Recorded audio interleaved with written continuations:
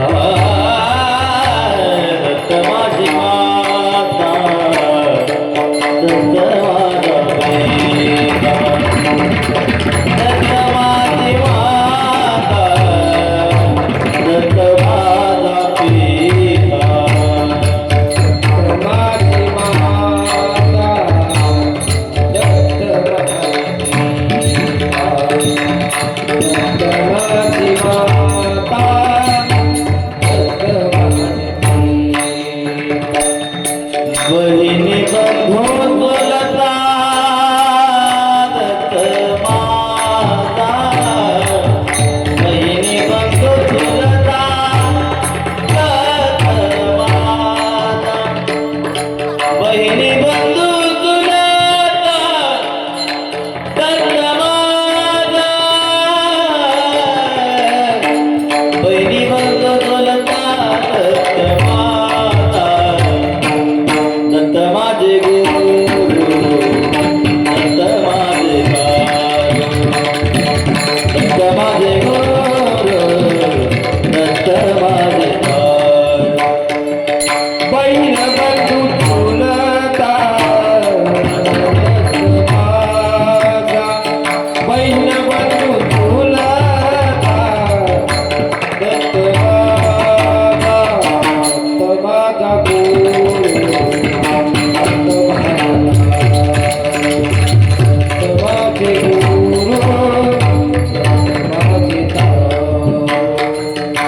मदसी आधार दत्तराज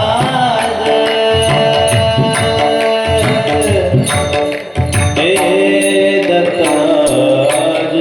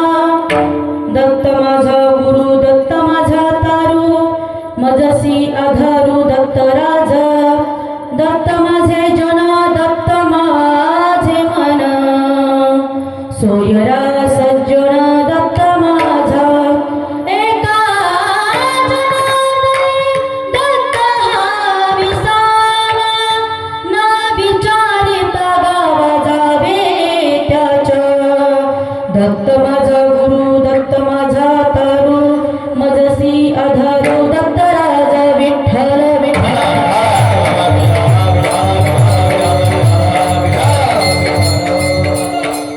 वक्रतुंड महाकाय सूर्यकोटि समप्रभा निर्विघ्नं कुरु मे देव सर्वकार्येषु सर्वदा गुरुर्ब्रह्मा गुरुर्विष्णु गुरुर्देवो महेश्वरा गुरुः साक्षात् परब्रह्म तस्मै श्री गुरवे नमः कैलासराना शिवचंद्रमौळी फणींद्रमाथा मुक्ती जळाळी कारुण्य सिंधू भवदुःखहारी तुझवीण शंभो कोण तारी महायोग पीठे तटे भीमरथ्यां परम पुंडरीकाय गातुं मुनीन्द्रै समागत्य तिष्ठन्तमानन्दकन्दं परब्रह्मलिङ्गं भज पाण्डुरङ्गं पाण्डुरङ्गकारो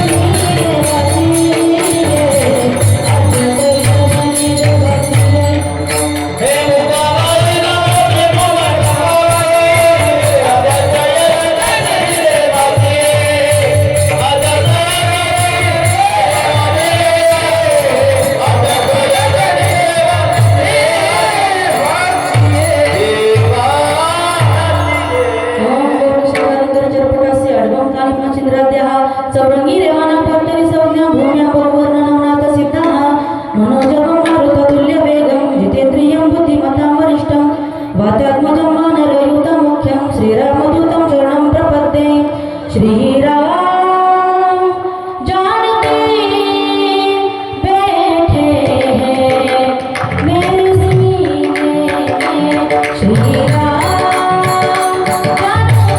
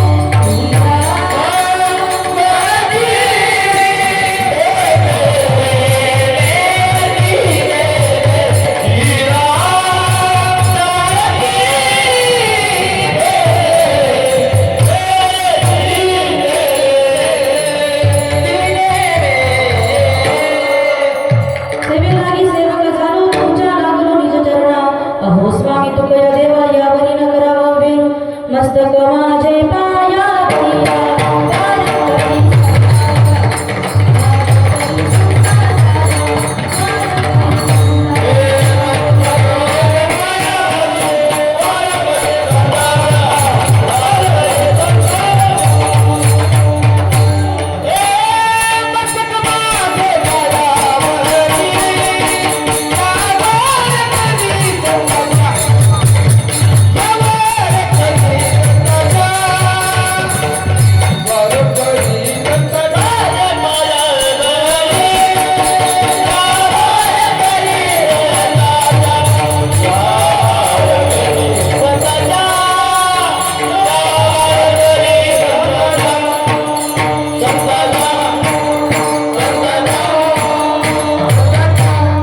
माझी पायावरी या वारकरी संतांच्या विठ्ठल विठ्ठल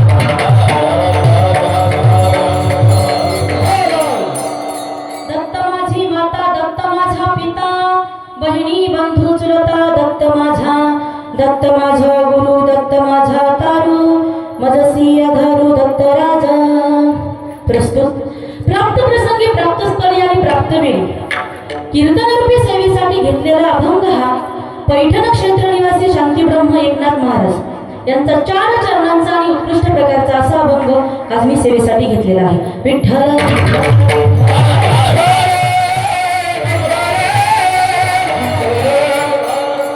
कीर्तनरूपी सेवेला सुरुवात करत असताना थोडासा परिहार देणं गरजेचं आहे उचित आहे नवी ते वक्त्याचं आद्य कर्तव्यच आहे या नियमाने गेल्या 30 वर्षांपासून आपल्या पोनकुलवाडी या गावामध्ये सुरू असलेल्या दत्त जयंतीच्या निमित्ताने हा अखंड हरिनाम सप्ताह तथा ज्ञानेश्वरी पारायण व गुरुचरित्र ग्रंथ पारायण सोहळा आपल्या या सप्त्याचं कितवं वर्ष यावर्षी 31वं वर्ष आणि या 31व्या वर्षामध्ये पदार्पण करत असताना या 31व्या वर्षातलं 31व्या क्रमांकाचंच बरोबर दत्त जन्माचं जे कीर्तन आहे 31 वर्षापासून जे दत्त जन्माचं जे कीर्तन आहे ते दत्त जन्माचं कीर्तन समस्त ग्रामस्थ मंडळी पोंगुलवाडी तसेच या कार्यक्रमाचे आयोजक नियोजक संयोजक असतील तसेच आपले आदरणीय पितृतुल्य असणारे नाना असतील पप्पा असतील या सर्वांच्या तुमच्या सगळ्यांच्या आग्रहास्तव हे जे कीर्तन रूपी पुष्प आहे ते माझ्या वाटेला आलेलं आहे हे माझं सौभाग्य समजते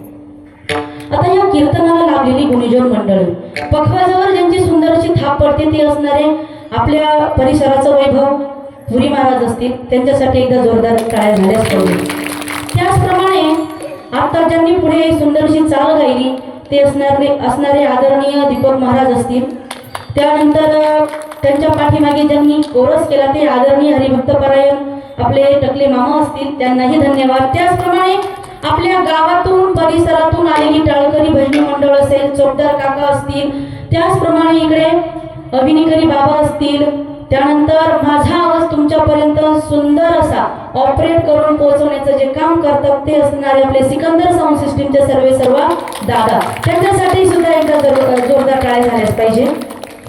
कारण त्यांनी आवाज नाही ना दिला मला, तुम्हाला काहीच समजणार नाही, मी काय बोलते तुम्हाला कळणार नाही, तुम्ही म्हणाल हे चाललंच काय, त्यामुळे त्यांच्यासाठी एकदा जोरदार टाळ्या वाजवा, बच्चर मारल्यासारखे टाळ्या वाजवा. त्याचप्रमाणे आपला जो सप्ताह आहे तो सप्ताह यूट्यूब चॅनल असेल, इंस्टाग्राम असेल, फेसबुक असेल, अशा सोशल मीडियावरती प्रक्षेपित करण्याचं जे काम करतात ते आदरणीय आपले कुदळे दादा असतील, भक्तियोग माऊलीचा चॅनलचे सर्व कुदळे दादा असतील, दादांनाही धन्यवाद. त्याचप्रमाणे तुम्हा सर्व श्रोतू वर्गालाही धन्यवाद, तुम्हा सकल माता पित्यांना धन्यवाद. आता कीर्तनरूपी सेवेला सुरुवात करत असताना अखिल वारकरी संप्रदायाचे कुळदैवत असणारा माझा पांडुरंग परमात्मा, या पांडुरंग परमात्म्याला वंदन. कैवल्य साम्राज्य चक्रवर्ती माझे ज्ञानोबा आहे, या ज्ञानोबारायांना वंदन. पंचमवेद निर्माते माझे जगद्गुरु तुकोबाराय, या तुकोबारायांना वंदन. तुम्हा सकल माता पित्यांना वंदन, तुम्हा सकल श्रोतू वर्गाला वंदन, आदी करून सर्व सकल संत वृंदांना वंदन. तुम्हा सगळ्यांना वंदन करत असताना आपण एका माणसाला मात्र विसरलोच. आता तुम्ही म्हणाल ताई, कीर्तनामध्ये संत आणि देव आल्यानंतर एखाद्या माणसाची काय गरज आहे, तर ऐका, गरज आहे का, तर आज या धर्म मंडपामध्ये, या सभा मंडपामध्ये जितक्या स्त्रिया बसलेल्या आहेत ना माझ्या सहित, त्या सर्व महिलांच्या डोक्यावर पदर, कपाळाला कुंकू, हातात बांगडी, गळ्यात मंगळसूत्र आणि पायात जोडवं. काय सांगितलं ऐकलं ना? डोक्यावर पदर, कपाळाला कुंकू, गळ्यात मंगळसूत्र, हातात बांगडी आणि पायात जोडवं. हे ज्या माणसामुळे आज सुरक्षित आहे किंवा टिकून आहे ना, त्या माणसाला आपण विसरलो. आणि ते कुणामुळे, तर माझ्या छत्रपती शिवरायांमुळे. मग तुम्ही म्हणाल ताई, अहो तुमचे छत्रपती जन्माला आले नसते ना तरी सुद्धा आम्ही कपाळाला कुंकू लावलं असतं, कारण हिंदू धर्माची काय आहे ती संस्कृती आहे.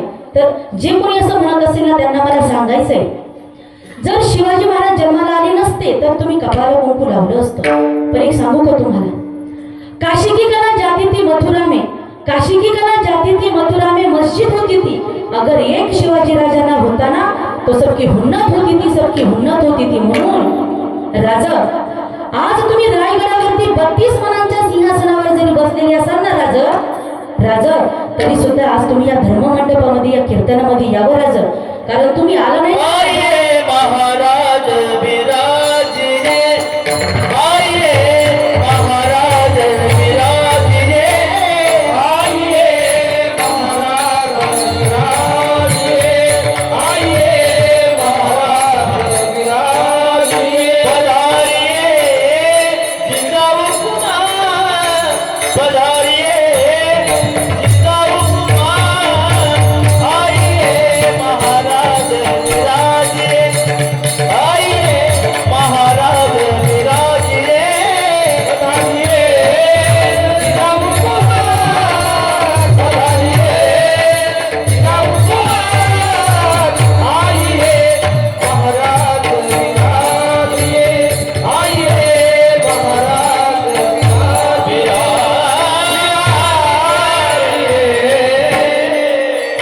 राजा, आज आमच्या मंदिरातला जो देव आहे ना तो सुरक्षित आहे केवळ तुमच्यामुळे.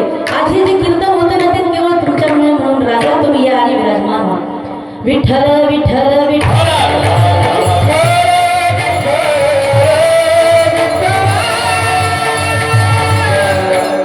कीर्तनरूपी सेवेला सुरुवात करत असताना आता सर्वांचा नामोल्लेख करणं शक्य नाही आणि सर्वांची नावं मला माहीतही नाही. आणि जर कुणाला असं वाटत असेल की ताईने आमचं नाव घ्यावं तर तुम्ही एकच करा, एक लिस्ट करा. ती लिस्ट मला कीर्तन झाल्यानंतर द्या, पण ती लिस्ट मी वाचून दाखवते, तुमचे नाव घेते. विठ्ठल विठ्ठल.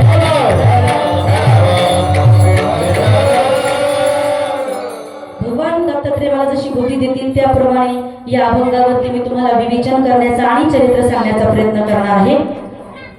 बघा, आता या अभंगातून जगन्नाथ महाराज आपल्याला भगवान दत्तात्रयांचं आणि आपलं काय नातं आहे ते नातं सांगतात. ते का भगवान दत्तात्रयांना आपले माता पिता मानतात हे सांगतात. विठ्ठल विठ्ठल विठ्ठल.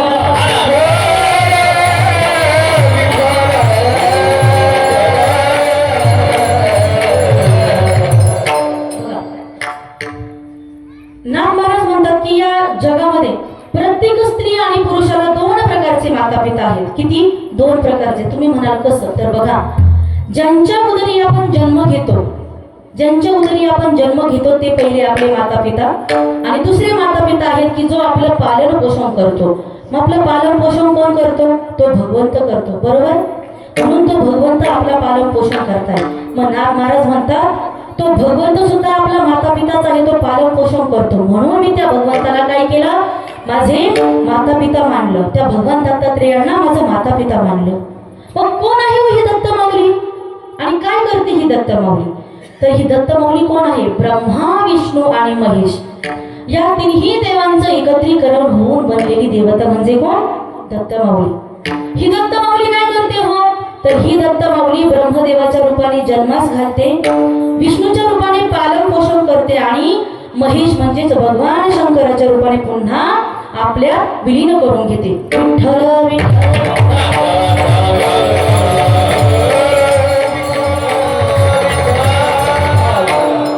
आता माझा तुम्हाला सर्वांना प्रश्न आहे, ज्यावेळेस माता बाळाला जन्म देते, जन्म दिल्यानंतर पुन्हा तुम्ही त्या बाळाला आपल्या उदरामध्ये घेऊ शकता का? नाही. परंतु भगवंत पुन्हा आपल्या उदरामध्ये घेतात. बघा, बाळ जन्माला आल्यानंतर आपण काय करतो? त्या बाळाचं पालन पोषण करतो. का करतो? का करतो? पुरुष वर्ग बोलत चला, मला बोलणारी माणसं फार आवडतात. आणि एक लक्षात घ्या, आपल्याला संवादात्मक कीर्तन करायचे, संवाद करून कीर्तन करायचे. मला एकटीला कीर्तन करायचंय का? नाही. तर तुम्ही असं ठरवलंय नाही ताईला एकटीलाच बोलायला सांगायचं? नाही. बोलत चला, खेळीमध्ये बोलायचं आपल्याला. मला सांगा बरं, का आपण त्या बाळाचा पालन पोषण करतो किंवा त्याचा का आपण त्याला वाढवून मोठं करतो? का? तर आपल्या उतार वयामध्ये, म्हातारपणामध्ये त्या मुलाने आपला सांभाळ करावा, त्या मुलीने आपला सांभाळ करावा म्हणून. परंतु म्हणजे त्यामागे आपला काय झाला? स्वार्थच झाला ना. परंतु भगवंताचा मात्र आपलं पालन पोषण करण्यामागे कुठलाही स्वार्थ नसतो. बघा, आता तुम्ही रोज कीर्तनाला येताय, दत्त भगवंताचं दर्शन घेताय, आधी करून सर्व देवतांचं दर्शन घेताय की नाही? बोला. नाही घेतात ना? मग मला सांगा, तुम्ही दर्शनाला येताना सोबत काय काय घेऊन येतात बरं देवासाठी? पान, फूल, हार, फळ काही आणता का? नाही. मग देव तुम्हाला म्हणतो का तुम्ही माझ्यासाठी घेऊन या काही म्हणून? नाही. देवाला आपल्याकडून अपेक्षा नाही. देव रागवतो का मग आपण पान, फूल, फळ घेऊन गेलो नाही तर? नाही रागवत. देवाला उलट आनंद होतो की माझं लेकरू माझ्या दर्शनाला आलं. विठ्ठल विठ्ठल.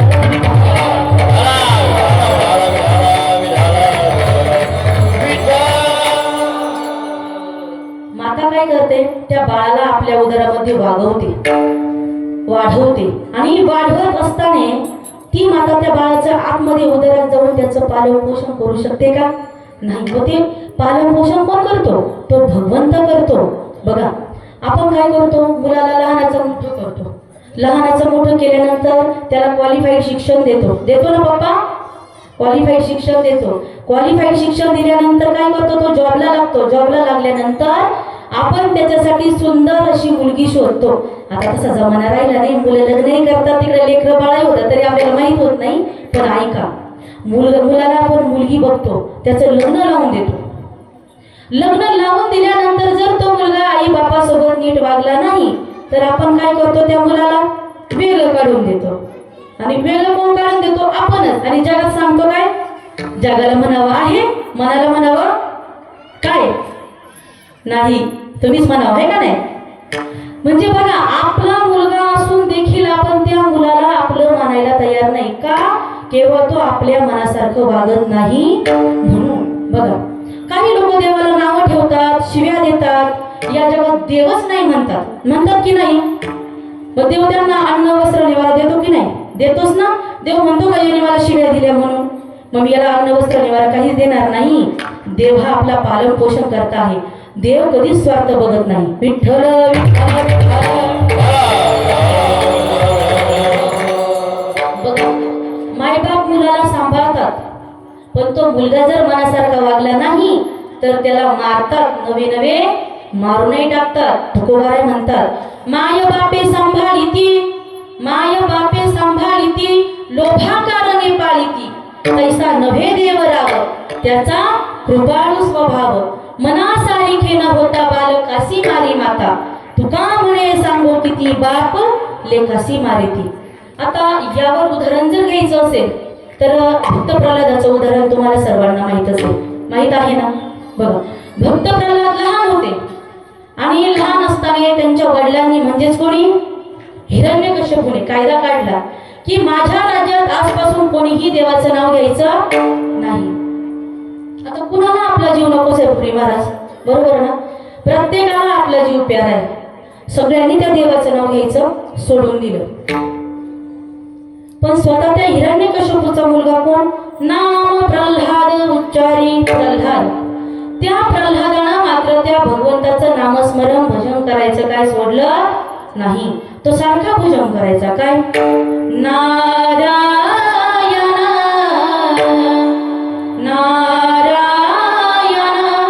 श्रीमन्नारायण नारायण नारायण.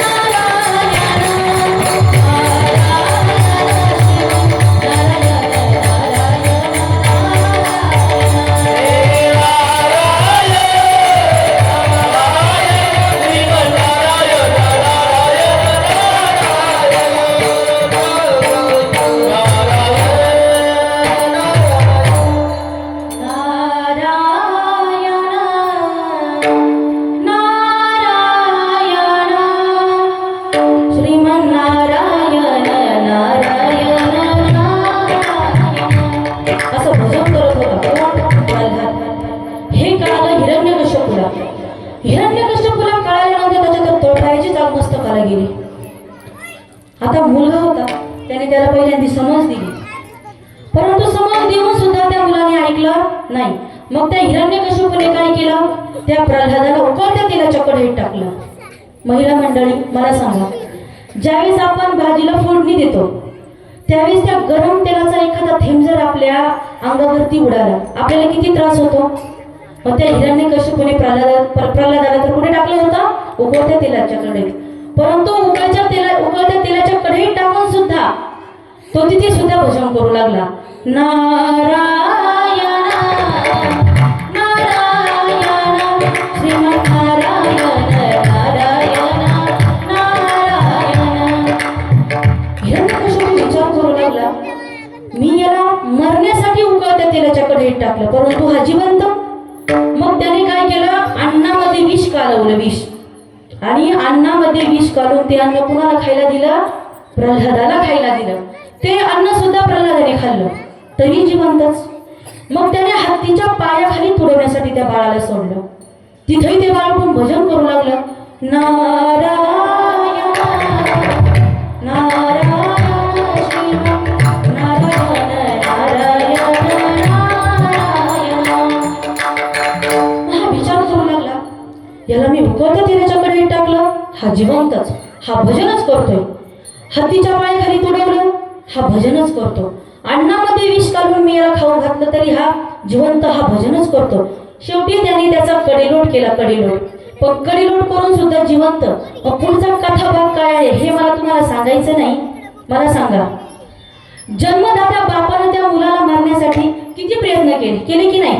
हत्तीच्या पायाखाली तुडवलं की नाही? बोला, बोलत चला. तुडवलं ना, अन्नामध्ये विष काढून खाऊ घातलं, तरी त्याला काही झालं का? नाही. उकळत्या तेलाच्या कढईत टाकलं, कडेलोट केला, काहीच झालं नाही, तरी त्याचं भजन सुरू होतं.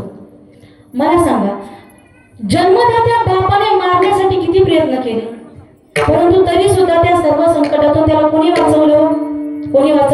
त्या पालन पोषण करणाऱ्या पिताने.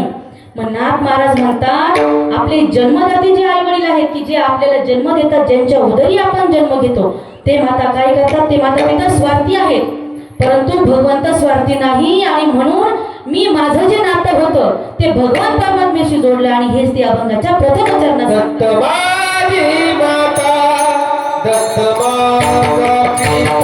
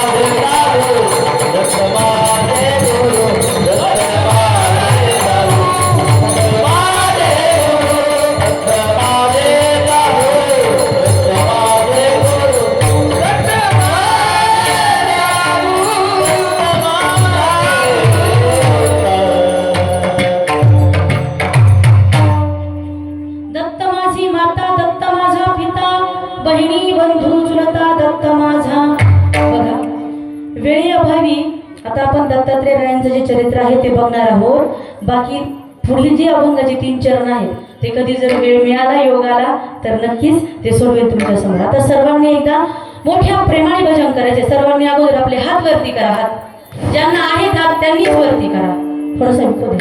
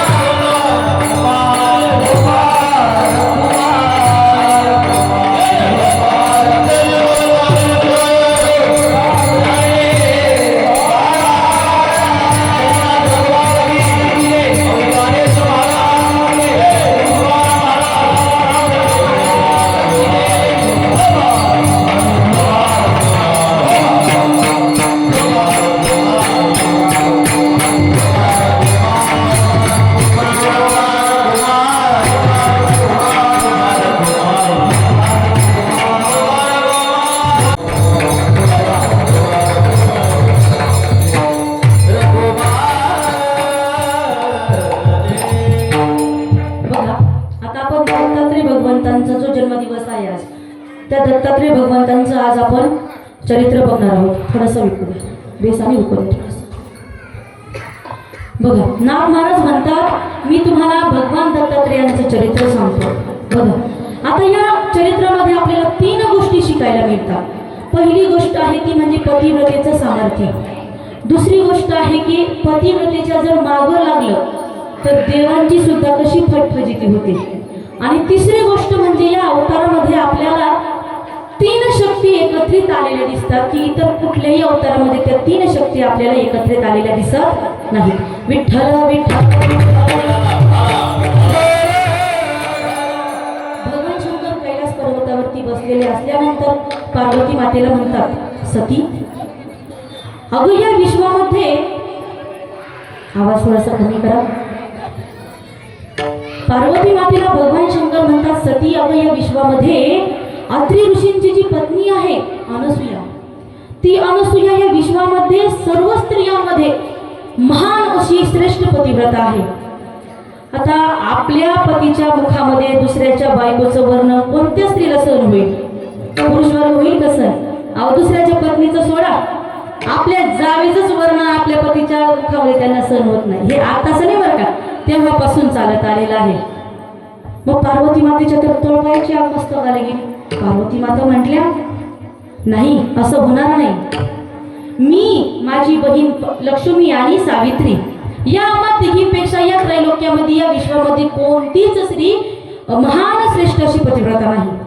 त्यावेळेस भगवान शंकर म्हटले, सती ज्यावेळेस नारदजी इथं येतील आणि तुला त्या अनुसूयेचा महिमा सांगतील त्यावेळेस तुला ते पटेल. आणि असं म्हटल्यानंतर मग चिंताक्रांत झाल्या पार्वती माता. आणि चिंताक्रांत झाल्यानंतर त्या मार्ग प्रतीक्षा करू लागल्या ती नारदांची. आता नारदजी इथे यावेत असं त्यांना वाटायला लागलं. आणि झालंही तसंच. नारदजी सुद्धा लगेच तिथे नारायण नारायण करत नारदजी आले. नारदजी आल्यानंतर आता नारदजींचं काम काय तुम्हाला चांगलं माहिती. म्हणजे एक गोष्ट लक्षात ठेवा, त्या नारदजीला जशी कळ लावता येत होती ना, म्हणजे आग लावता येत होती ना, तशी भिजवता येत होती. आणि त्या नारदांच्या कळ्या लावण्यामध्ये विश्वाचं जगाचं काय होतं? कल्याण होतं. आत्ताचा जो नारद आहे ना, त्या नारदा त्याला फक्त काळी टाकता येते. आणि अशी काळी टाकतात ना एखाद्याचा संसार मस्त होतो फक्त एका शब्दामुळं. आणि एक लक्षात ठेवा, आत्ताच्या नारदाच्या कळ्या लावण्यामध्ये जगाचं अहित आहे, कल्याण नाही. मग नारदजी तिथे गेले. नारदजी गेल्यानंतर पार्वती मातेने त्यांची पूजा केली. पूजा केल्यानंतर त्यांना विचारलं, नारदजी का हो या विश्वामध्ये मी, माझी बहीण लक्ष्मी आणि सावित्री आम्हा तिघींपेक्षा कोणी श्रेष्ठ अशी पतिव्रता आहे का? त्यावेळेस नारदजी हसले आणि म्हटले, माते ऐका, लक्षपूर्वक ऐका. हा बोला नारदजी. अहो या विश्वामध्ये तुम्हा तिघी बहिणींपेक्षा श्रेष्ठ अशी अत्रि ऋषींची पत्नी जी आहे अनसूया, ती फार महान अशी श्रेष्ठ पतिव्रता आहे. माता तर चिंतातुरच झाल्या पार्वती माता. अहो इतकंच नाही, पार्वती मातेला म्हटले, तुमच्या तिघी बहिणींचे पुतळे करून तिनं तिच्या डाव्या पायात बांधलेलं आहे, इतकं तिचं सामर्थ्य. नारदजी यावरती काही मग उपाय असेल तर सांगा ना, की जेणेकरून तिचं पातिव्रत्य भंग होईल, नष्ट होईल. माते एकच उपाय आहे त्यावरती. काय? तुमच्या पतींना भगवान शंकरांना त्या अत्रि अनसूयेच्या आश्रमामध्ये पाठवा आणि त्या अत्रि ऋषींच्या आश्रमात गेल्यानंतर अनसूयेकडून विवस्त्र अवस्थेमध्ये भिक्षा मागण्यास सांगा. एवढं सांगून नारदजी वैकुंठामध्ये गेले. वैकुंठात गेल्यानंतर लक्ष्मी मातेलाही त्यांनी तेच सांगितलं. मग लक्ष्मी मातेने उपाय विचारला, तुमच्या पतींना तुम्ही कुठे पाठवा? अत्रि ऋषींच्या आश्रमामध्ये पाठवा आणि त्या अनसूयेकडून विवस्त्र अवस्थेमध्ये भिक्षा मागण्यास सांगा. इतकं सांगून तिथूनही गेले. कुठं गेले? पुढे सावित्रीकडे गेले. सावित्रीकडे गेल्यानंतर सावित्री मातेला त्यांनी वैकुंठ आणि कैलास पर्वत या ठिकाणी झालेला सर्व वृत्तांत सांगितला. आणि तो वृत्तांत सांगितल्यानंतर सावित्री माता चिंतातुर झाल्या. त्यांनी देवाचा धावा केला. त्यावेळेस नारदजी म्हणतात, माते यावरती एकच उपाय, तुम्ही तुमच्या पतींना ब्रह्मदेवांना मनवा आणि कुठे पाठवा? अत्रि ऋषींच्या आश्रमामध्ये पाठवा आणि त्या अनसूयेकडून विवस्त्र अवस्थेमध्ये काय करा? भिक्षा मागण्यास सांगा. असं म्हटल्यानंतर नारदजी निघून गेले. नारदजी निघून गेल्यानंतर ह्या तिघीही चिंतातुर झाल्या. त्यांनी सर्व वृत्तांत, नारदांनी जो वृत्तांत त्यांना सांगितला ती सर्व कथा त्यांनी सर्व कोणाला सांगितला? आपापल्या पतींना सांगितला. मग त्यानंतर त्यांनी आपल्या पतींना काय केलं? मनवलं. तिन्ही देव ब्रह्मा विष्णू महेश तिघही अत्रि ऋषींच्या आश्रमामध्ये जाण्यास तयार झाले. कारण कसं असतं माहितीये का?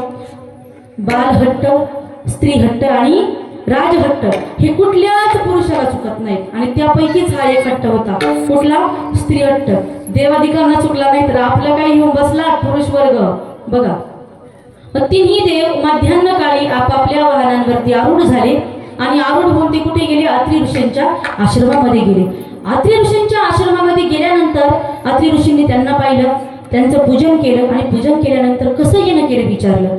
त्यावेळेस तिन्ही देव म्हटले की आम्ही सती अनसुया जी आहे अनसुयेला भेटण्यासाठी आलो आहोत, आम्हाला तिचं दर्शन घ्यायचं आहे. विठ्ठल विठ्ठल.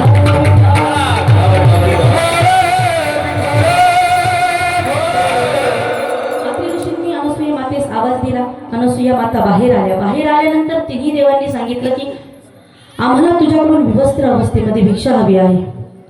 विवस्त्र अवस्थेमध्ये भिक्षा हवी आहे म्हटल्यानंतर अनसुया माता जरा चिंतातूर झाल्या. परंतु त्यांनी विचार केला, जर मी आता यांना विवस्त्र अवस्थेत भिक्षा दिली नाही तर माझं काय होईल? काय होईल? हे मला शाप देतील. काय करतील? यांना जर भिक्षा वाढली नाही तर हे मला शाप देतील आणि मी यांना भिक्षा द्यावी तर माझं पतिव्रत्य भंग होईल. करावं काय? परंतु तरी सुद्धा अनसुया मातेने होकार दिला आणि होकार दिल्यानंतर काय केलं? अनसुया मातेनं आपल्याजवळ जे कमंडलू होतं त्या कमंडलू मधलं जे पाणी होतं ते त्या तिन्ही देवांवरती काय केलं? शिंपडलं. ते पाणी शिंपडल्यानंतर ते तिन्ही देव जे होते ना ब्रह्मा विष्णू महेश तिन्ही देव 6-6 महिन्याची लहान लहान बालकं झाली. लहान लहान बालकं झाल्यानंतर अनसुया मातेनं त्यांना स्तनपान केलं. स्तनपान केल्यानंतर त्यांचं पोट भरल्यानंतर अनसुया मातेने पुन्हा वस्त्र परिधान केली. वस्त्र परिधान केल्यानंतर अनसुया मातेने त्या तिन्ही देवांना काय केलं? पाण्यामध्ये टाकलं आणि ती भजन गाऊ लागली. विठ्ठल विठ्ठल.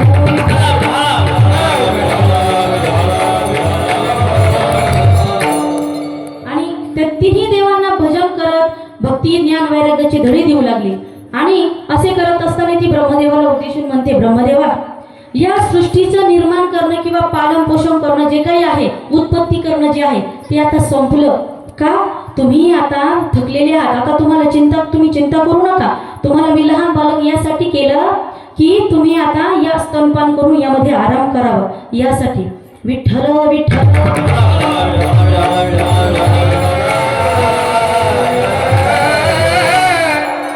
ब्रह्मा विष्णू आणि महेश या तिन्ही देवांना भक्ती ज्ञान वैराग्याची ती धडे देऊ लागली. इकडे नारदजी पुन्हा कुठे गेले? लक्ष्मी पार्वती आणि सावित्रीकडे गेले आणि त्यांच्याकडे गेल्यानंतर त्यांना म्हटले, तुम्ही तिघे इथे निवांत कशा बसले आहात? तिकडे त्या अनसुयेने तुमच्या तिघींच्याही पतींना काय केले? 6-6 महिन्याची लहान बालकं केले. तिकडे त्यांना स्तनपान करते, कधी खेळवते आणि तुम्ही इकडे निवांत बसलात. तुम्ही तिघी आता काय करा? त्या अनसुयेला शरण जा आणि तुमचे पती पुन्हा वापस घेऊन या. असं म्हटल्यानंतर या तिघी म्हटल्या, शक्यच नाही. तिची उत्पत्ती आमच्यापासून आहे आणि आम्ही त्या अनसुयेला शरण जाऊ नाही. आणि खरं बघायला गेलं ना, ह्या तिघींचा जो गर्व आहे ना तो गर्व हरण होण्यासाठीच नारदांनी काय केलं होतं? हे जी कळ लावली होती ना ही त्यासाठीच लावलेली होती. विठ्ठल विठ्ठल.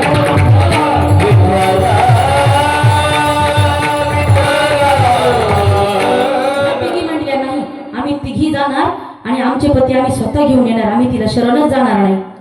असं म्हटल्यानंतर या तिघी त्या अत्रि ऋषींच्या आश्रमामध्ये गेल्या. आश्रमामध्ये गेल्यानंतर अत्रि ऋषींना सांगितलं अनसुयेला बाहेर पाठवा.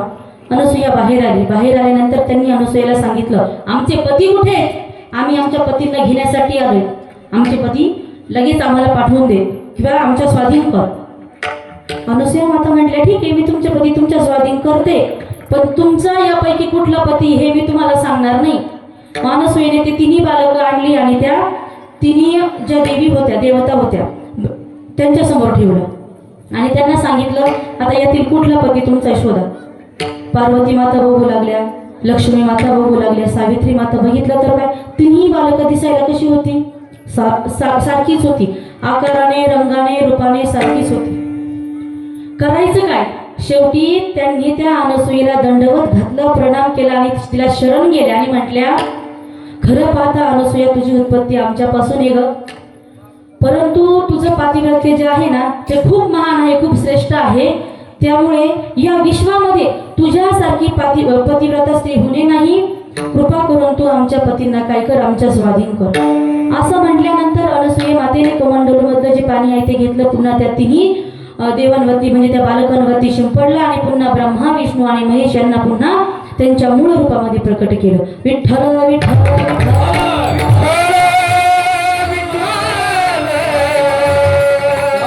तिन्ही देव त्यांच्या मूळ स्वरूपामध्ये प्रगट झाले.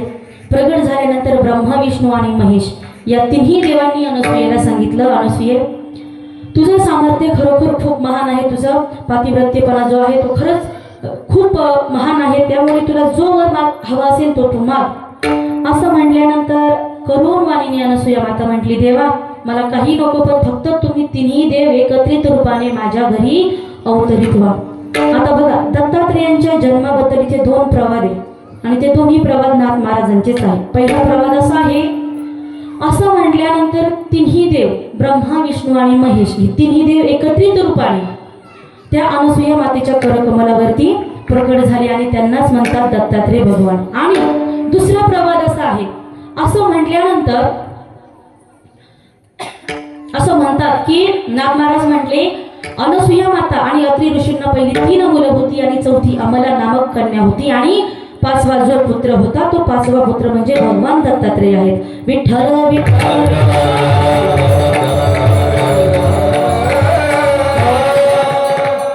फुलं वाटून झालीत का सर्वांना? फुलं वाटून घ्या. तोपर्यंत सर्वांनी भजन करा. दिगंबरा दिगंबरा श्रीपाद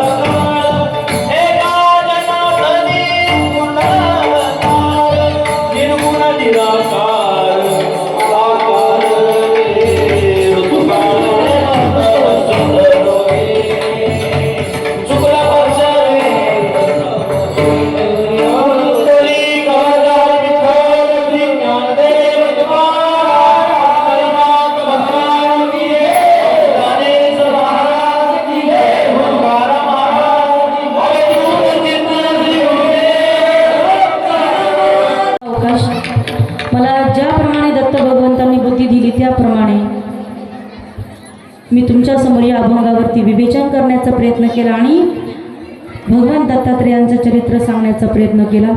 यातील जे चांगलं असेल, जे वाईट असेल ते माझ्या वाणीचे दोष आणि जे चांगलं असेल ते भगवान दत्तात्रेयांच्या चरणी समर्पित.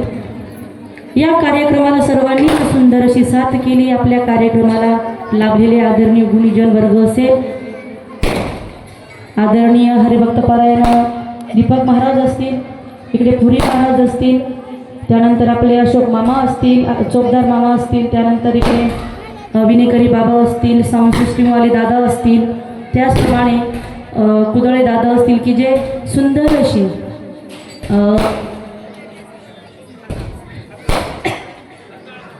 खताळ महाराज त्याप्रमाणे लक्ष्मण महाराज त्यांचे सहकारी आपल्या कार्यक्रमाला गावातील परिसरातील जे टाळकरी भजनी मंडळ आहेत ते लाभलेले सर्वांच्या चरणी एकदा नतमस्तक. सर्वांना धन्यवाद. त्याचप्रमाणे दोन तास नाही म्हणता येणार, परंतु माझ्यासमोर तुम्ही जो काय वेळ असेल माझी बडबड तुम्ही ऐकून घेतली, तुम्हाला सर्वांनाही धन्यवाद. आणि झालेली सेवा जी आहे ती भगवान दत्तात्रेयांच्या चरणी समर्पित.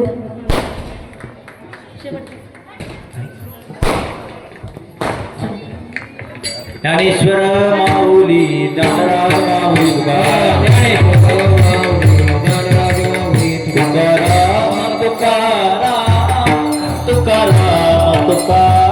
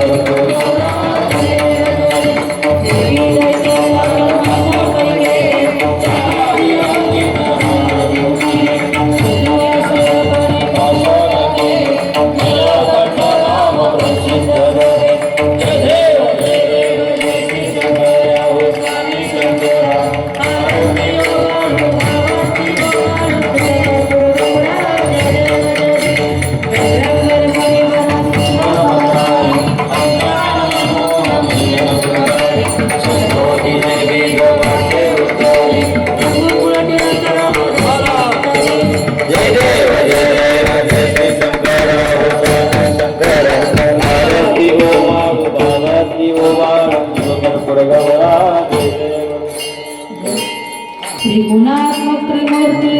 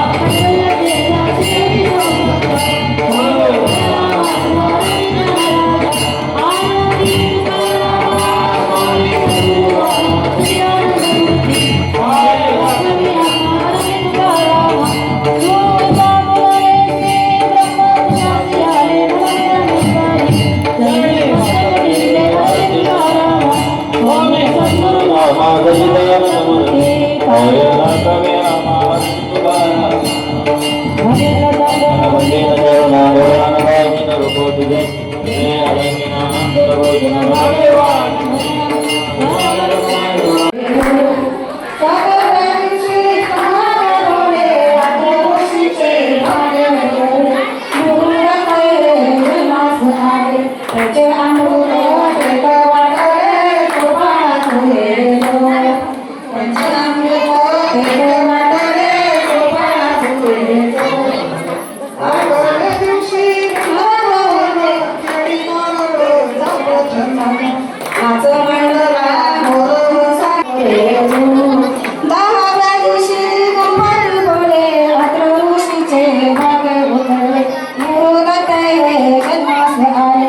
जय आंबेडकर